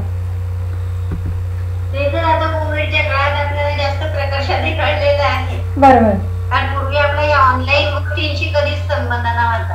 मी ह्युमॅनिटीच्या लोकांचा हो, आपण ऑफलाईनच असायचो. हो, पण आज होतं की ज्याप्रमाणे डेट इज लेव्हलर असा शब्द एक एक्सप्रेशन वापरलं जातं की पृथ्वी सगळ्यांना समान पातळीवर आणून ठेवतो, तसं कोविडने सगळ्यांना समान पातळीवर आणून ठेवतो. तुम्ही ह्युमॅनिटीचे असता, लँग्वेजचे असता, फाईन आर्ट्सचे असता, सायन्सचे असता, तुम्हाला काळासोबत टिकायचं असेल तर तुम्हाला हे सगळं नव्याने अत्यंत गरजेचं आहे. बरोबर, आणि त्याचा वापर आणि एक शिक्षकाने तर सतत शिकतच राहायला पाहिजे. बरोबर, कारण त्याच्याशिवाय तो शिक्षक तरुण नाही राहत. बरोबर, आणि ठेवत असतात त्यांच्या सान्निध्यात येणारे विद्यार्थी. आणि मला अगदी आनंदाने सांगायला आवडेल की मी माझ्या वडिलांसारखीच मी पण इतकी नशीबवान आहे की आम्हाला इतकी माया करणारे, इतके आदर करणारे विद्यार्थी भेटलेले आहेत. आणि ते म्हणजे माझ्या वडिलांचे विद्यार्थी आज पण कुठे बसमध्ये किंवा कुठे भेटले तर ते आदराने बसताही म्हणून जागा करून. बरोबर, म्हणजे आपण एक जाहिरातीत सांगितलेलं होतं की तुम्हाला जर त्वरित रिटर्न्स पाहिजे असतील तुमच्या कामाचे तर तुम्ही पौधे लावा, मोठे लावा, भाजी लावा, लगेच जर तुम्हाला अजून काही जास्त रिटर्न्स धान्य लावा. आणि जर तुम्हाला कायमस्वरूपी रिटर्न्स हवं असेल झाड लावा. एक झाड तुम्ही आता लावलं तर तुमचे कित्येक पिढ्या चांगले. बरोबर, पण एक महत्वाची गोष्ट ही असेल की तुम्हाला आयुष्यात जर कायमस्वरूपी रिटर्न्स हवे असेल तर तुम्ही माणसं पेरा. बरोबर, माणसं पेरली ना तर माणसं उगवतात. ही माणसं तुम्हाला इतकी माया, इतका आदर, इतका सन्मान, इतकं प्रेम देतात, तुम्हाला जगण्यासाठी आणखी कुठल्या व्यावहारिक तडजोडीची किंवा आणखी कशाची गरज नसते. बरोबर, आणि त्याच्यासाठी आपण अपडेट राहणं गरजेचं आहे. बरोबर, विद्यार्थ्यांनी पण आज पुढे येऊन नव्या नव्या गोष्टी शिकायला पाहिजेत, पण ती जुन्या गोष्टींच्या पायावरती म्हणजे मूल्य नाही विसरायला पाहिजे. बरोबर, मूल्य आज पण विद्यार्थी भेटतात, कुठेही रस्त्यात भेटू, कुठे भेटू, ज्यावेळेस ते पायाला हात लावण्यासाठी वागतात ना त्यावेळेला खूप असं तो स्टॅच्यू ऑफ लिबर्टी आहे ना तिथून उंच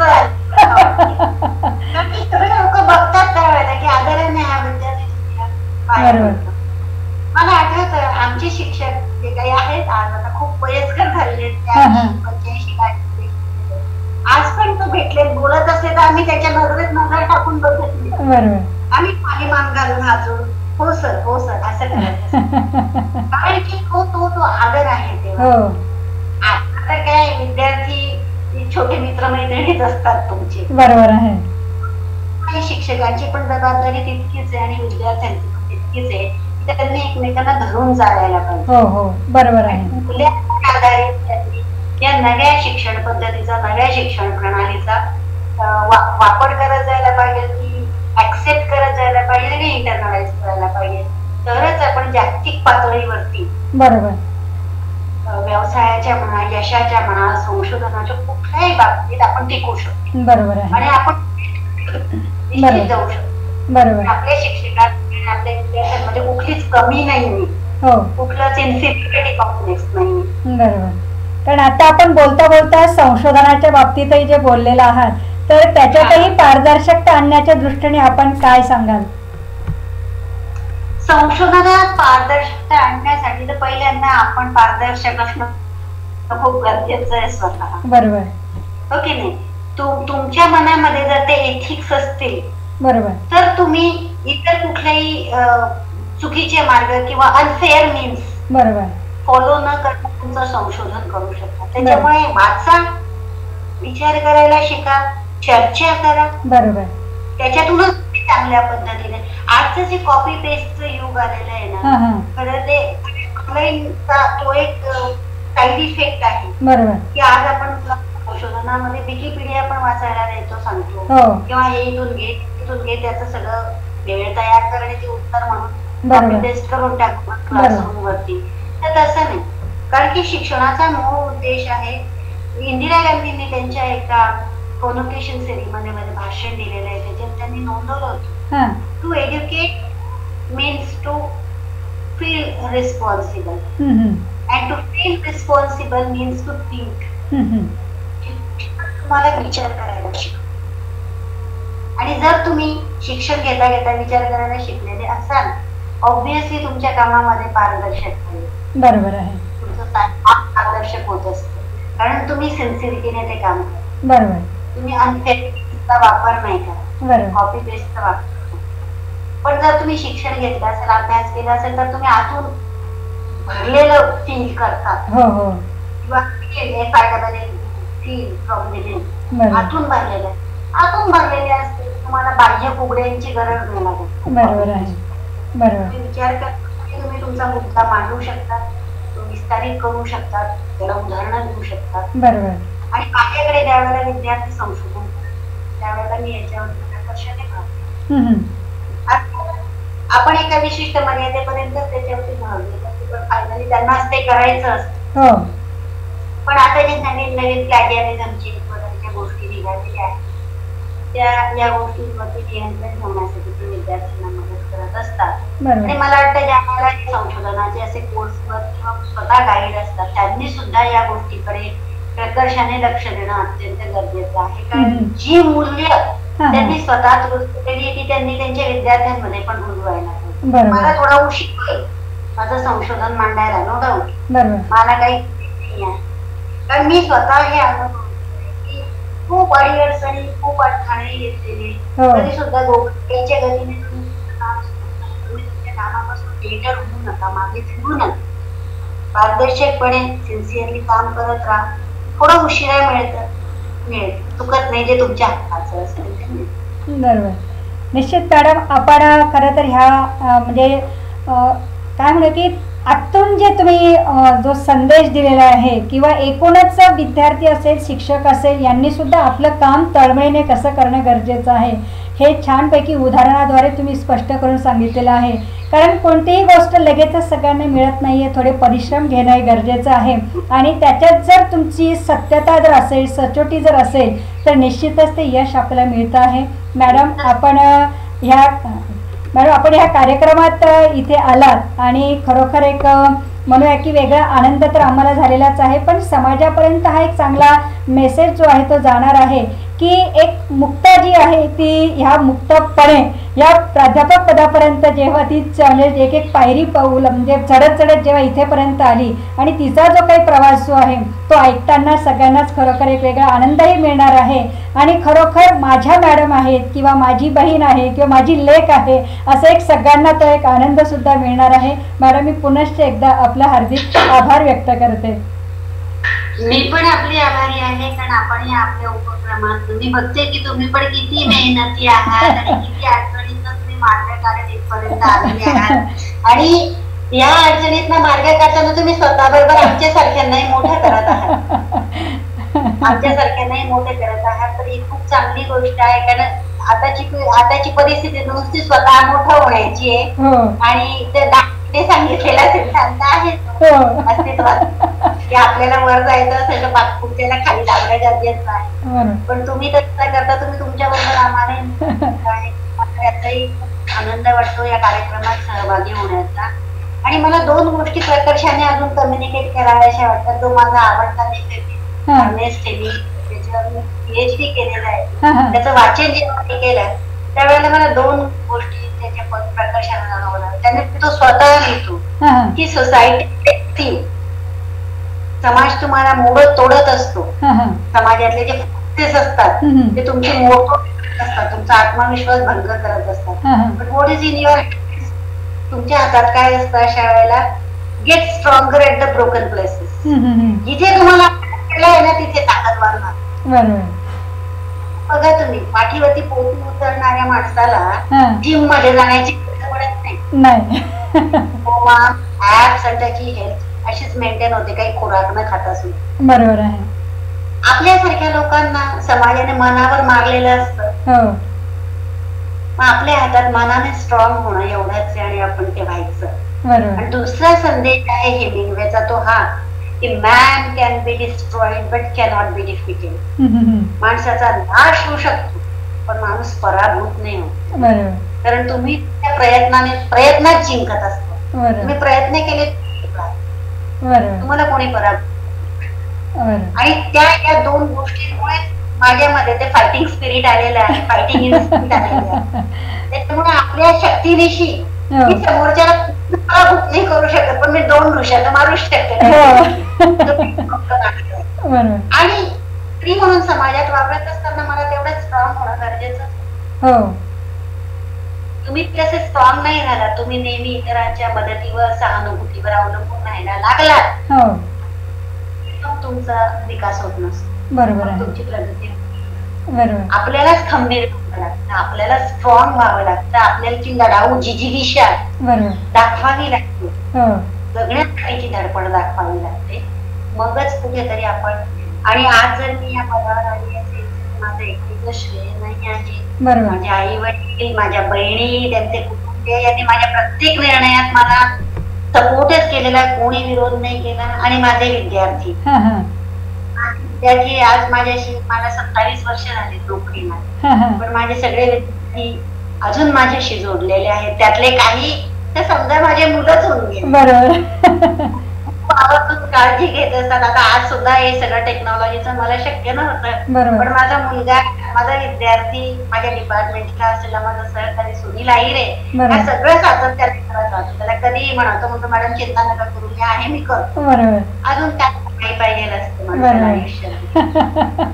इन्कम टॅक्स भरावा लागतो आपल्याला, या गोष्टींवरती इन्कम टॅक्स काही नसतो, गेन भरपूर असतो. बरोबर आहे. इंटरेस्ट सगळं. बरोबर आहे. तर मला वाटतो की आपण इतकं ते म्हणजे चांगलं टीचर म्हणून त्यांनी आपला आधार करावा असं आपण काहीतरी करू शकलेलो आहोत. अशी संधी मला मिळालेली आहे. याबद्दल मी या सगळ्यांचे पण आभार मानते, देवाचे पण आभार मानते आणि तुमचे पण विशेष आभार मानते.